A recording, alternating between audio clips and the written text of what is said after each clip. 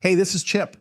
We're taking a break from new episodes this week, so we're rebroadcasting episode 25, Secrets to Effective Delegation for Entrepreneurs and Business Owners. Hope you enjoy it, and we'll see you next Wednesday with an all-new episode.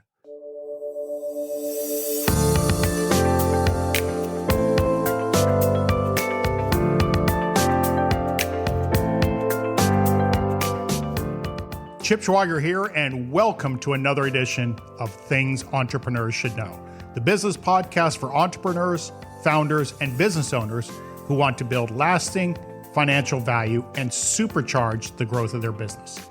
You're busy and you've got a lot of things to do, but you need a way to fix this, and that's to delegate an increasing number of tasks to your team. It frees up your time to focus on the important things, and a business that can run independently of its owner is the ultimate asset to own. So today on the show, let's talk about delegation and specifically touch on why sometimes we think we're doing a great job of delegating, but maybe we're not. Then I'll reveal 4 effective levels of delegation that can help you scale your business and still retain enough control to keep you comfortable. And even when you're effectively delegating a task, employees may still get stuck. And when they do, they need guidance from you. So I'll also give you an easy-to-use hack to help them get past those roadblocks. After the episode, check out the show notes at teskpod.com.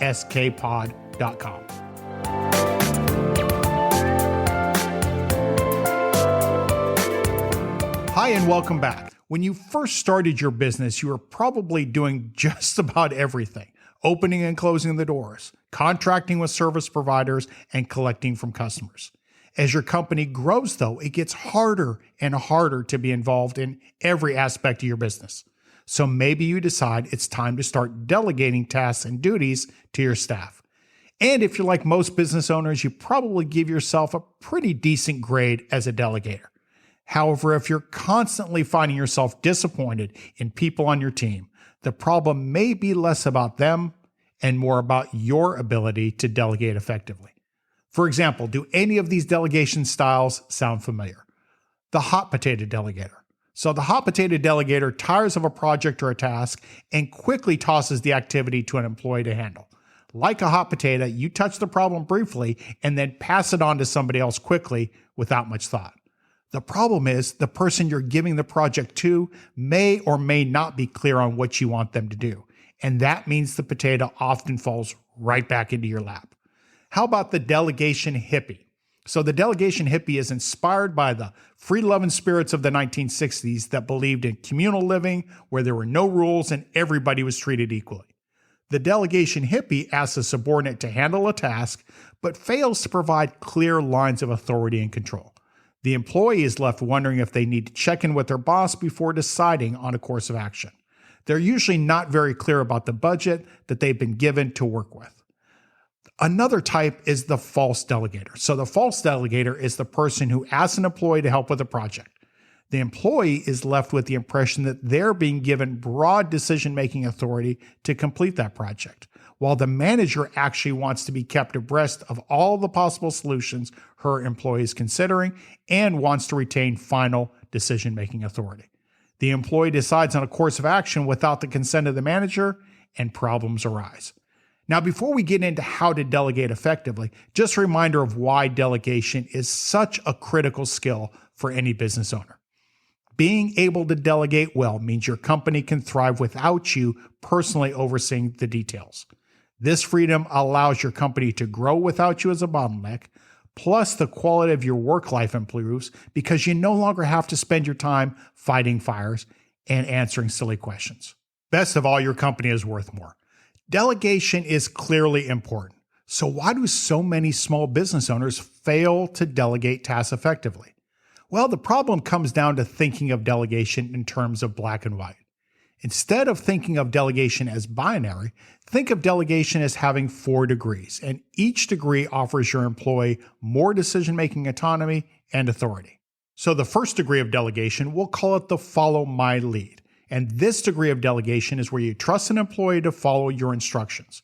You create a set of standard operating procedures and ask them to follow the steps you outline in your instructions.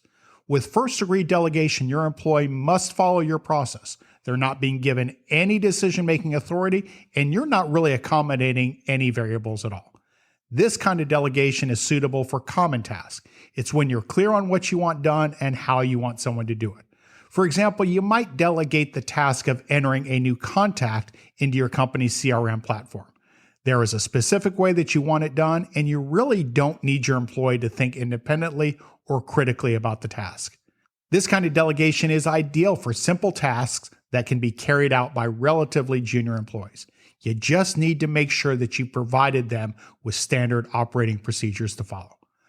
The second degree of delegation is called the research and report degree, and it involves giving an employee a broader sense of responsibility to research the range of options for completing a project or task. Here, you're trusting an employee to do their own analysis and bring you a short list of options to consider. Now, it's important that with second degree delegation, the decision on which course of action to take remains with you. You don't have a solution in mind, so you want your employee to do some thinking and come back to you with some options. This kind of delegation is ideal when you don't have the answer to a specific question or challenge and when you'd like to see the breadth of possible options. These are usually high-stakes decisions that could have a negative impact on you, so you'll want to stay involved and make the final decision. There is some critical thinking required with this second degree of delegation, and so it's important that your employees have good intuition for weighing options and have good common sense. For example, you may ask an employee to do some research into flight options for traveling to a city. In this case, you don't want your employee to give you a laundry list of dozens of options. You'd prefer that they come up with 3 or maybe 4 intelligent options for you to consider. Since you're the one that will be sitting in the airport terminal waiting for a connection if your employee makes the wrong judgment call, you'd like to make the final decision. Another one is the third degree of delegation, and I'd call it the do it and report it degree. And this degree of delegation involves extending decision-making authority to an employee. You trust your employee to make a decision, but you'd also like to be kept in the loop so that you can coach your employee if you start to question their decision-making. This kind of delegation makes sense when you have provided your employees with a standard operating procedure and when you trust your employees to think like an owner. And it also helps if the stakes of a bad decision are relatively low. So an example here is you may delegate the process of collecting receivables to someone on your team. You want to ask them to keep you in the loop with their progress. That way you'll have an early warning if the process starts to wander off track. The fourth degree of delegation, called do it, takes a page really out of the old Nike advertising campaign. Just do it. And in this level of delegation is used when you trust an employee to completely remove something from your plate. It's best used when you've provided an employee with a standard operating procedure for completing a task and the impacts of a bad decision are relatively manageable. It can also be appropriate to use the fourth degree of delegation if a task is something that you really don't know a whole lot about. You'll feel better if it were handled by someone who is more knowledgeable. So let's imagine you need to hire a carpet cleaning company. Now, you really don't know much about carpet cleaning. I know I don't know much about carpet cleaning. And the downside of picking the wrong cleaner is pretty manageable. So you may choose to assign the task to a subordinate using the fourth degree of delegation. Now, as you can see from the 4 degrees, each type of delegation is different. Each one extends more or less authority to your subordinate depending on the degree. In addition to defining the degree of delegation, you may also want to consider whether a time or monetary budget makes sense. So what do I mean? Well, at the Ritz-Carlton hotel chain, each employee, regardless of level, is given a $2,000 budget to fix a guest problem. Ritz-Carlton is using the fourth degree of delegation and empowering staff at all levels to make a guest problem go away. That is, if it can be done for less than $2,000. Each employee at Ritz-Carlton knows that they have decision-making authority to act up to a specific spending threshold. For example, if a bellhop damages a piece of luggage, they know that they can and really are expected to replace that piece of luggage provided that they can do so for less than $2,000. Now, you may think that the $2,000 rule is overly generous, but consider this. The average Ritz-Carlton customer spends over $250,000 with the chain in their lifetime. So a $2,000 budget is actually a pretty decent investment, I think, to keep a $250,000 customer happy. Like the financial budget, you may also consider providing a time budget to each degree of delegation. For example, you may ask an employee to invest up to 10 hours researching options for a new shipping process for your company. You'll have them report back to you with their recommendations. Now, the employee knows that their job is to research some possibilities and report back to you. They also know that they're comfortable with investing roughly a quarter of a typical work week on the project. With a 10-hour budget, your employee knows that an exhaustive analysis taking months is just too much time to invest. And a high-level internet search taking a few minutes is just too superficial. A time budget gives your employee a sense of how important the task is to you and how comprehensive they need to be in exploring options. So here's the takeaway. If you pick the appropriate degree of delegation, create a standard operating procedure, and outline a time or financial budget for your employees, many of your projects and tasks can be successfully delegated. Now, despite your rigor in assigning a task, sometimes employees get stuck. And that's when they need further guidance from you on what to do when they hit a roadblock. And this is where the yesable question comes in handy. And this is really a super effective hack. So here's how it works. Tell your employees that when they have a problem, they need to resist the urge to simply dump the problem in your lap. Instead, they have to research 2 or 3 possible solutions to their problem and present their recommendations to you. But it's got to be presented in a question that you can simply respond to with a yes or a no. For example, let's imagine you decide to delegate the task of collecting your company's receivables. Now, you've chosen the first degree of delegation and provided your employee with a standard operating procedure. You also give them an allotment of time to get it done. Despite following the process, your employee gets stuck when a customer refuses to pay.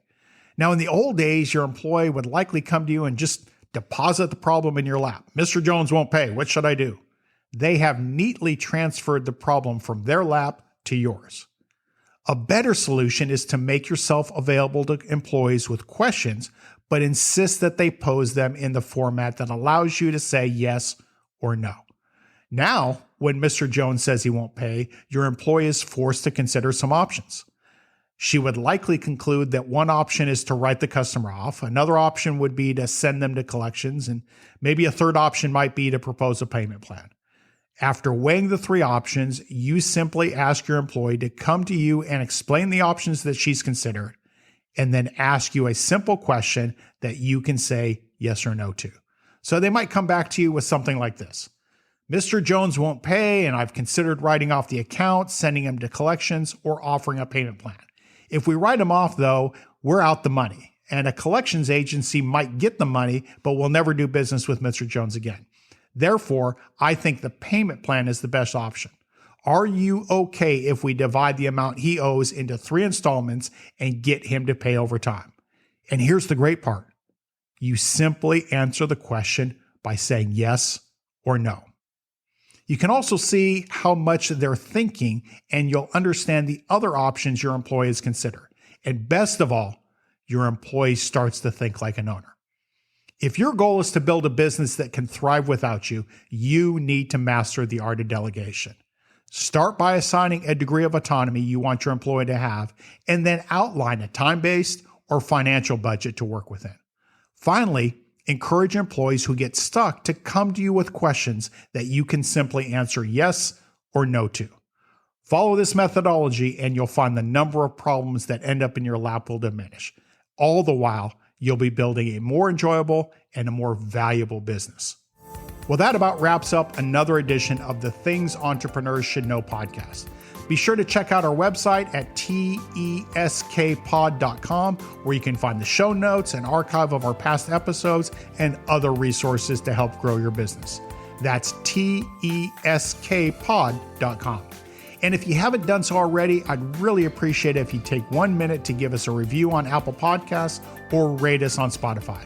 It helps out a ton to get this into more entrepreneurs and business owners. And if you've already done that, please consider sharing the show with families and friends who you think might get something out of it. As always, thanks for your support. This is Chip Schweiger reminding you that if you always do what you've always done, you'll always get what you've always gotten. We'll see you next time.